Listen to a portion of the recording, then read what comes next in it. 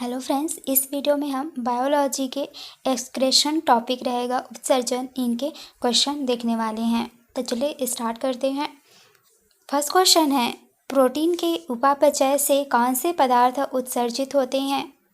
तो जितने भी प्रोटीन होते हैं इनके उपापचय के दौरान कौन सी पदार्थ उत्सर्जित होती है? आंसर हो जाएगा उपरोक्त सभी, यानी कि प्रोटीन के उपापचय से अमोनिया, यूरिया, यूरिक अम्ल ये सभी क्या होते हैं? उत्सर्जित होते हैं। देखिए एक्सप्लेनेशन देख लेते हैं। शरीर में कार्बोहाइड्रेट तथा वसा के उपापचय से कार्बन डाइऑक्साइड तथा जल का निर्माण होता है एवं प्रोटीन के उपापचय से नाइट्रोजन जैसे उत्सर्जित पदार्थों का निर्माण होता है, जैसे अमोनिया, यूरिया और यूरिक अम्ल। तो इन दोनों का ही याद रखेंगे। कार्बोहाइड्रेट और वसा से किसका होता है? कार्बन डाइऑक्साइड और जल का निर्माण होता है। और प्रोटीन के उपापचय से जितने भी नाइट्रोजनी उत्सर्जित पदार्थ होते हैं, जैसे अमोनिया हो गए, यूरिया, यूरिक अम्ल, ये सभी उत्सर्जित होते हैं। नेक्स्ट क्वेश्चन है, कार्बन डाइऑक्साइड जैसे उत्सर्जित पदार्थों को शरीर के कौन से अंग से बाहर निकाला जाता है? तो कार्बन डाइऑक्साइड उत्सर्जित पदार्थ हैं, इनको हमारे शरीर के कौन से अंग से बाहर निकाला जाता है? तो ये है फेफड़ा। फेफड़ा में क्या होता है? गैसों का एक्सचेंज होता है। ठीक, कार्बन डाइऑक्साइड नाक से बाहर निकलती है और ऑक्सीजन जो है हमारे शरीर के अंदर पहुँचती है। तो देखिए एक्सप्लेनेशन में कुछ हम देख लेते हैं यहाँ पर। कार्बन डाइऑक्साइड जैसे उत्सर्जित पदार्थों को फेफड़ों के द्वारा बाहर निकाला जाता है। दूसरा, सोडियम क्लोराइड जैसे उत्सर्जित पदार्थ और त्वचा के द्वारा शरीर के बाहर निकाले जाते हैं। ठीक, सोडियम क्लोराइड जो होते हैं वो त्वचा के द्वारा बाहर निकाले जाते हैं। नेक्स्ट है, यूरिया जैसे उत्सर्जित पदार्थ वृक्क के द्वारा शरीर से बाहर निकाले जाते हैं। आगे बढ़ते हैं, उत्सर्जन के कितने प्रकार होते हैं? एक्सक्रेशन जो होता है उत्सर्जन, इसके कितने टाइप्स होते हैं? तो इसके कितने टाइप्स होते हैं चलिए देखते हैं। इसके होते हैं 3 टाइप्स। उत्सर्जन 3 प्रकार का होता है। पहला, अमोनोटैलिक उत्सर्जन। इस प्रकार के उत्सर्जन में उत्सर्जित पदार्थ जो होते हैं वो क्या होते हैं?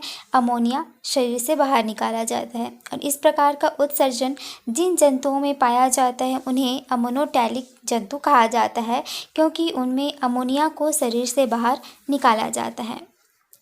ये तो हो गई अमोनोटैलिक। दूसरी होती है यूरियोटैलिक। यूरियोटैलिक उत्सर्जन में क्या होता है? इस प्रकार के उत्सर्जन में उत्सर्जित पदार्थ के रूप में क्या होता है? यूरिया होता है, जिसे शरीर से बाहर निकाला जाता है। यह उत्सर्जन कुछ उभयचर वर्ग तथा स्तनधारी वर्ग के जंतुओं में पाया जाता है। और जो तीसरा टाइप का उत्सर्जन होता है वह है यूरिकोटैलिक। तो यूरिकोटैलिक इस प्रकार का उत्सर्जन में उत्सर्जित पदार्थ के रूप में यूरिक अम्ल का निर्माण होता है तथा इस प्रकार का उत्सर्जन पक्षी वर्ग तथा सरीसृप वर्ग के जंतुओं में पाया जाता है। तो ये तीनों टाइप के हो गए, अमीनोटैलिक, यूरियोटैलिक और यूरिकोटैलिक। आगे बढ़ते हैं, सर्वाधिक विषैला उत्सर्जित पदार्थ कौन सा है? तो हमने 3 टाइप के देखे थे, उनमें सबसे जो जहरीला या विषैला उत्सर्जित पदार्थ कौन सा होता है? वह होता है अमोनिया। अमीनोटैलिक जितने होते हैं उनमें उत्सर्जित पदार्थ कौन सी होती है? अमोनिया होती है, जो बहुत ही विषैला होता है। अमोनिया को सर्वाधिक विषैला उत्सर्जित पदार्थ माना जाता है, क्योंकि इनके उत्सर्जन में सर्वाधिक जल की आवश्यकता होती है तथा इस प्रकार का उत्सर्जन जलीय जंतुओं में पाया जाता है। नेक्स्ट क्वेश्चन रहेगा, उत्सर्जित पदार्थ के रूप में यूरिया को शरीर से बाहर उत्सर्जन होता है। तो उत्सर्जित पदार्थ के रूप में यूरिया जो है वो शरीर से बाहर कौन निकालता है? तो ये होते हैं उभयचर वर्ग, और इस वर्ग को कहा जाता है यूरियोटैलिक। जो यूरिया बाहर निकालते हैं उन्हें कहा जाता है यूरियोटैलिक। यहाँ पर लिखा हुआ है कि कुछ उभयचर वर्ग तथा स्तनधारी वर्ग के जंतुओं में इस प्रकार का उत्सर्जन पाया जाता है। ठीक है, इनमें कौन कौन से आ सकते हैं? मेंढक, मनुष्य, हिरण, खरगोश आदि ये सभी किसके अंतर्गत आ सकते हैं? जिनका उत्सर्जित पदार्थ यूरिया होता है। नेक्स्ट क्वेश्चन है, किसके उत्सर्जन के लिए सबसे कम जल की आवश्यकता होती है? तो जितने भी हमने उत्सर्जित पदार्थ देखे उनमें से ऐसा कौन सा है जिसमें सबसे कम जल की आवश्यकता होती है? आंसर हो जाएगा यूरिक अम्ल।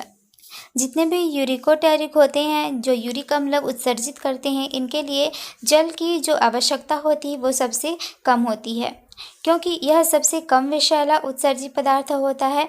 और इस प्रकार का उत्सर्जन किनमें होता है? पक्षी वर्ग और सरीसृप वर्ग के जंतुओं में पाया जाता है, जैसे कबूतर, मोर, सर्प, मगरमच्छ, कछुआ आदि।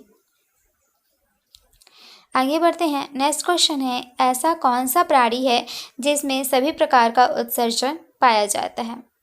तो इनमें से ऐसा कौन सा है? मेंढक। मेंढक में सभी प्रकार के उत्सर्जन देखे जा सकते हैं। मेंढक एक ऐसा प्राणी है जिसमें तीनों प्रकार का उत्सर्जन पाया जाता है। ये अमोनियोटेलिक, यूरियोटेलिक और यूरिकोटेलिक तीनों ही प्रकार के उत्सर्जन इसमें देखे जाते हैं। मेंढक के लार्वा को टैडपोल कहा जाता है, जिसमें अमोनोटेलिक प्रकार का उत्सर्जन होता है। और दूसरी अवस्था इसकी होती है वयस्क। वयस्क में यूरियोटैलिक प्रकार का उत्सर्जन होता है। और जब मेंढक सुषुप्ता अवस्था में यानी कि बूढ़ा हो जाता है तो इसमें यूरिकोटैलिक प्रकार का उत्सर्जन होता है। तो जब टैडपोल अवस्था में रहता है, लार्वा अवस्था में रहता है, तो अमोनोटेलिक होगा, और जब वयस्क हो जाएगा तो यूरियोटैलिक, और जब बूढ़ा हो जाएगा तो यूरिकोटैलिक। आगे बढ़ते हैं। मेंढक में सुषुप्ता अवस्था के कितने प्रकार होते हैं? अब मेंढक में सुषुप्ता अवस्था जो होता है उसके कितने प्रकार होते हैं? तो इसके दो प्रकार के होते हैं। मेंढक में सुषुप्ता अवस्था के दो प्रकार होते हैं। इसमें ग्रीष्म सुषुप्ता अवस्था तथा शीत सुषुप्ता अवस्था को हाइबरनेशन कहा जाता है। नेक्स्ट है, मनुष्य के शरीर में यूरिया को छानकर शरीर से बाहर कौन करता है? तो यूरिया कहाँ पर छनता है? ये वृक्क में, किडनी में होता है, और इस प्रोसेस को क्या कहा जाता है? डायलिसिस कहा जाता है। आगे बढ़ते हैं। नेक्स्ट क्वेश्चन है, शरीर के हानिकारक पदार्थों को बाहर निकालने वाले तंत्र को उत्सर्जित तंत्र कहते हैं। निम्न में से कौन सा उत्सर्जित तंत्र का भाग है? तो हमारी जो उत्सर्जित तंत्र के भाग कौन कौन से हैं? ये सभी हमारे उत्सर्जित तंत्र के भाग होते हैं। तो देखिए, त्वचा से हमारे उत्सर्जित त्वचा हमारे किस टाइप के हैं? इसमें हमारे जो भी पसीना होता है वो बाहर निकलता है तो ये भी उत्सर्जन करता है, आंसू भी उत्सर्जन करता है, और वृक्क भी उत्सर्जन करता है। ये यूरिया को बाहर निकालता है छान करके। नेक्स्ट है, मनुष्य शरीर का सर्व प्रमुख उत्सर्जी अंग कौन सा है? तो मनुष्य के शरीर का सबसे प्रमुख जो उत्सर्जी अंग है वह कौन सी है? वृक्क है, किडनी है। नेक्स्ट है, वृक्क की जो इकाई होती है वह क्या है? तो इसकी सबसे जो छोटी यूनिट है वह है नेफ्रॉन। नेफ्रॉन में क्या होता है? मूत्र का निर्माण होता है, और मूत्र का जो संग्रहण होता है वो मूत्राशय में होता है। मूत्र में क्या होता है? 95% क्या होता है? वाटर होता है, और जो शेष रहता है 5% उनमें यूरिया, यूरिक अम्ल, क्रिएटिनिन, हिप्यूरिक अम्ल, साधारण लवण इत्यादि होते हैं। मूत्र में जल के बाद सर्वाधिक मात्रा में यूरिक ही पाया जाता है। नेक्स्ट क्वेश्चन है, मूत्र का पीला रंग किसके कारण होता है? तो मूत्र में जो हल्का पीला कलर पाया जाता है यह किसके कारण होता है? इसमें एक इसमें तो हो गया किसके कारण? क्रिएटिनिन के कारण। लेकिन इसमें अगर पूछे कि कौन से वर्णक के कारण होता है तो उसमें कौन सा वर्णक रहता है? यूरोक्रोम रहता है। नेक्स्ट है, सामान्य मनुष्य में 24 घंटे के अंदर लगभग कितने लीटर मूत्र का निर्माण होता है? तो सामान्य मनुष्य के शरीर में 24 घंटे में लगभग कितने लीटर? 100 लीटर मूत्र का निर्माण होता है। मूत्र का निर्माण सामान्य मनुष्य में 24 घंटे में लगभग 100 लीटर होता है, लेकिन अंतिम रूप से इसमें 1.5 लीटर ही मूत्र का उत्सर्जन होता है, और शेष जल का पुनः अवशोषण क्या है? कर लिया जाता है। नेक्स्ट है, शरीर के किस अंग के कार्य न करने पर डायलिसिस का उपयोग किया जाता है? तो हमारे शरीर का कौन सा अंग अगर वर्क नहीं कर रहा है तो उसमें डायलिसिस का उपयोग किया जाता है? तो आंसर है वृक्क। वृक्क अगर अच्छे से काम नहीं कर रहा है तो उसके लिए चीज़ किया जाता है? डायलिसिस किया जाता है। यहाँ पर लिखा हुआ है कि मूत्र का जो स्पंदन होता है वो बाउमन मूमेंट संपुट में होता है। नेक्स्ट है, मनुष्य के वृक्क का भार लगभग कितना ग्राम होता है? तो जो वृक्क है मनुष्य का, उसका जो वेट है वह कितना होता है? 300 से 350, ऑप्शन हो जाएगा ऑप्शन नंबर सी 300 से 350 ग्राम होता है।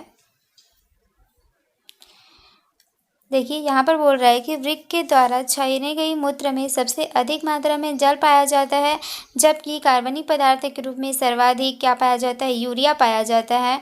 और मूत्र का जो पीला रंग होता है वो यूरोक्रोम पदार्थ की उपस्थिति के कारण ही होता है।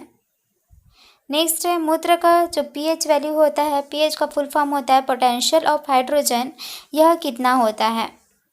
तो मूत्र का जो पीएच वैल्यू होता है वह क्या हो जाएगा, 6 के आसपास होता है। और इसी के आसपास ही लार की भी पीएच वैल्यू होती है। मूत्र क्या होती है, थोड़ी सी अम्लीय प्रकृति का है, क्योंकि जो 6 है वो कितने से कम है, 7 से कम है। और 7 से कम जितने भी होते हैं वो क्या होते हैं, अम्लीय होते हैं। नेक्स्ट क्वेश्चन है मनुष्य के मूत्र द्वारा कौन से विटामिन शरीर से बाहर निकलती है। तो मनुष्य के मूत्र के द्वारा जो विटामिन हमारे शरीर से बाहर निकलती है वह कौन सी है, विटामिन बी और विटामिन सी। तो विटामिन बी और सी जो है वो मूत्र के दौरान हमारे शरीर से बाहर निकलते हैं।